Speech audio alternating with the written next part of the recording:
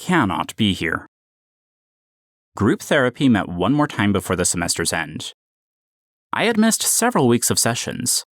I arrived at the counseling center with apprehension swirling in my gut. The same dozen people sat in a circle, facing one another, with our counselor present to ensure conversations didn't turn violent or something. I'm not sure what his purpose in the group was, aside from crying at ideal times. The group started as it did in my previous meeting, full of impassioned rants about how terrible ex-boyfriends are, and how family life totally sucks. "Johnny," Dan, the counselor, said during a lull in the conversation. "It's been a while since we've seen you. Why don't you explain to us why you're here?" I glanced around the circle at the blank faces staring back at me. I had intimate knowledge of many aspects of these people's lives. Shannon, to my right, had all but said she'd been raped or sexually assaulted on multiple occasions.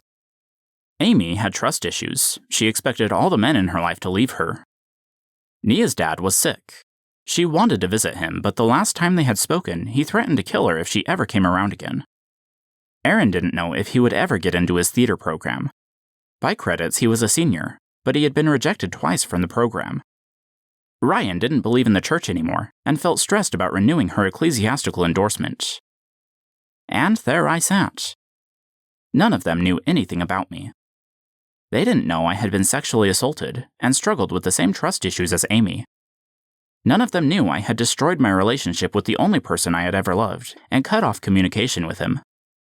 They didn't know I'd been refining a suicide plan for the last 3 months, or how close I had come to getting kicked out of BYU just last week.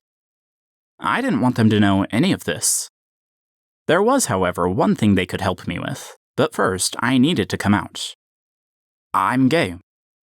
Looks of comprehension dawned on many of the faces surrounding me, including Nia and Shannon.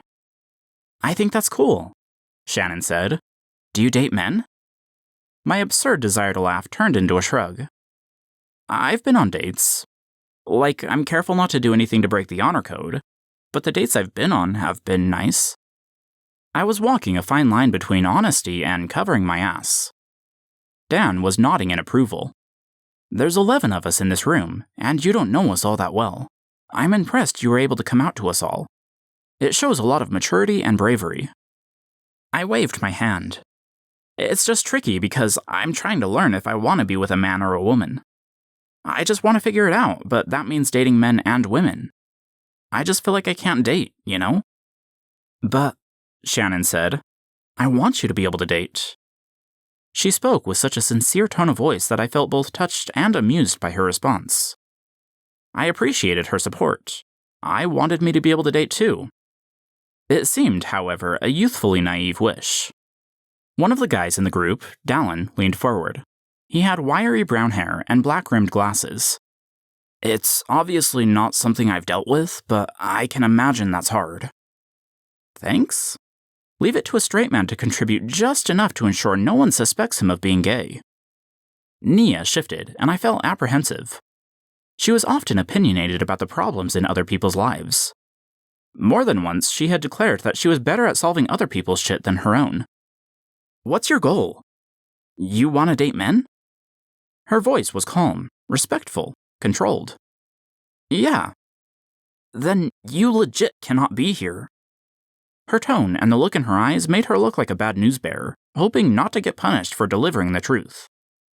I nodded, fighting down an initial outrage. She didn't fucking know my life. Who was she to judge where I can and can't be? I legit cannot be here. Her words echoed across my mind. My life, my goals, wishes, and desires simply didn't align with BYU. Nia understood. You can't always change the system, or wait for it to change. Sometimes, you just have to go where others accept the system you choose. Nia understood this, and the look in her eyes said she recognized I was also coming to understand. For me, as painful as that was to admit, that might not be at BYU. I left the counseling center in the Wilkes basement in a daze. A late spring breeze blew pollinated air over me as I exited the north side of the building. A cobblestone letter Y decorated the ground. Trees with spring flowers and leaf buds lined the pathway. Petals blew along the cement and got caught in the grass. over everything stood Y-Mount, a beacon for my life in the last 2 years. A sob escaped me over the finality of this moment. I had to leave. That I should leave BYU over being gay had always infuriated me. It felt like admitting fault where there was none. But the last year had taught me that people like me didn't deserve to be at BYU.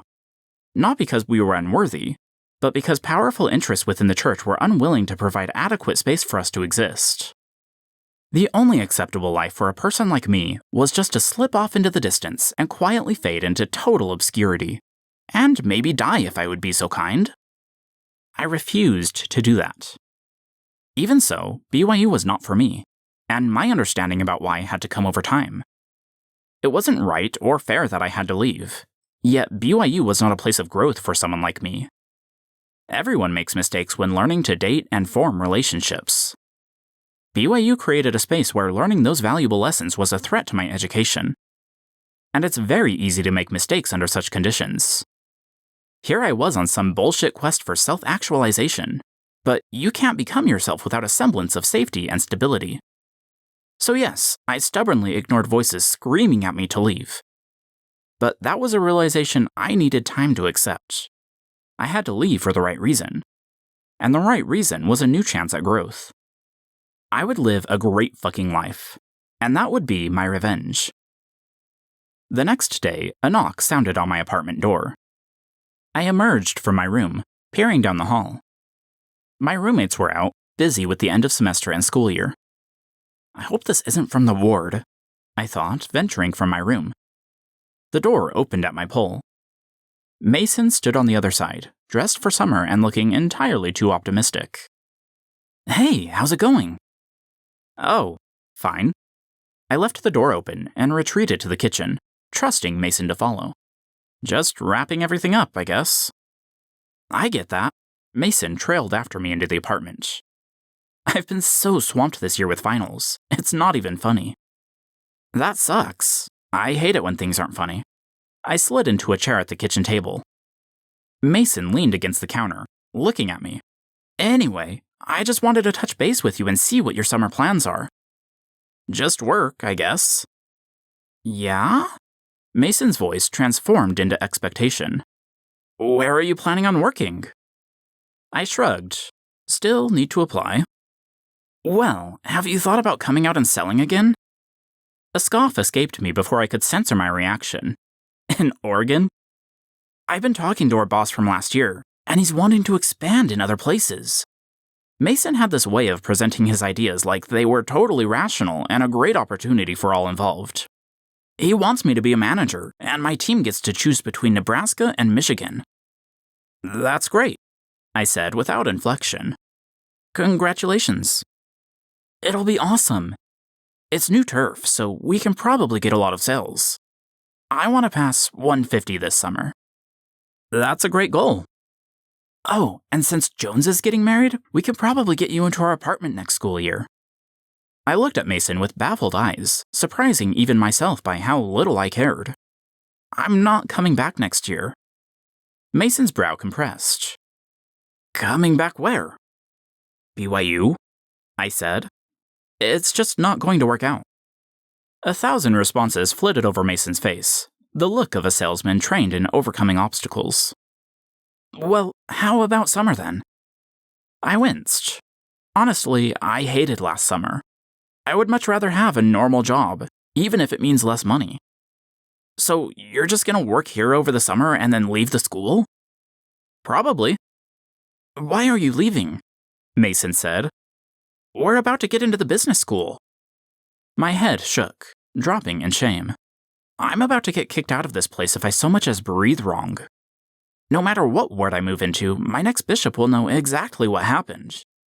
I applied to USU a few months ago, just in case. I think I'm headed there. That sucks for sure, man, Mason said with downcast eyes. It's probably for the best, though. Why so?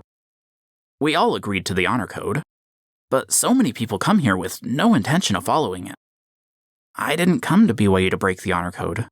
My voice was weak under the knowledge that no amount of explanation could convey why his words broke me. I came to be with my friends. I scowled at him, my best friend who had ignored me for 2 years. It was supposed to be different. I came because I believed in the church and I wanted to remain faithful. How could I have known any of this would happen? Still, Mason shrugged. I mean, we all signed it, didn't we? It's a private school. They get final say in what happens on campus. I fell silent.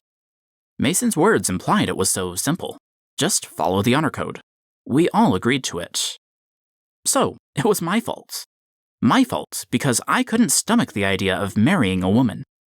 My fault for hoping that I could remain faithful and not predicting my future motivations. The fault was mine because I couldn't obey the rules of a university that, while technically private, happens to enjoy accreditation from the U.S. Department of Education and receives millions of dollars in federal funding yearly. It was my fault because all the prayers, fasting, and self-abuse could not expunge the source of my shame as a child. I should have prayed harder. Perhaps things would have been different if I had listened to the Holy Ghost as a teenager and given up writing before it ruined my life. I should have been a more diligent missionary. Maybe if I had just knocked one more door, God would have given me the strength to overcome this curse. After all, everyone has weaknesses, and we just gotta deal with it. Alcoholics should stay away from alcohol, so maybe the gays should learn a thing or two about recovery from them. Yes, it was all my fault. More like, my fault I didn't see through the bullshit sooner. I gave Mason a weak smile. I guess you're right. My laptop broke 2 days before finals, sending me into a panic. I had dropped 3 classes, leaving me with just one final exam and one paper. Not a lot to do, but I still needed a computer. Rather than research new laptops, or even looking into fixing my current laptop, I said fuck it, and walked to the BYU bookstore where I bought a MacBook Pro tax-free. I strolled home to Heritage Halls with my new, overpriced computer and began writing my final essay. I didn't even allow myself to feel bad about spending so much money. After submitting that dumpster fire of a paper, I walked to the testing center. All bubble sheet tests at BYU happened in one building, the testing center. It was a gray stone building that, on finals week, had a line stretching halfway across campus. Sometimes you could even catch other students selling caffeinated beverages to those in line. The nerve. I arrived at the front of the line and handed my ID card to the proctor. She accepted it, took one look over the counter at my face, and shook her head. I can't let you take this test until you shave. I stared at her, dumbfounded. Everyone knew you couldn't take tests without shaving, but still, they had never bothered me about it. It's the last day. That's our policy, she said with a patronizing simper. I'm sorry. I don't have time to go home, shave, and wait in that line again. She sighed, holding up a yellow 2-bladed razor. I can give you this if you're okay with shaving with water in the bathroom. I rolled my eyes, took the razor, and headed for the bathroom. Stupid honor code.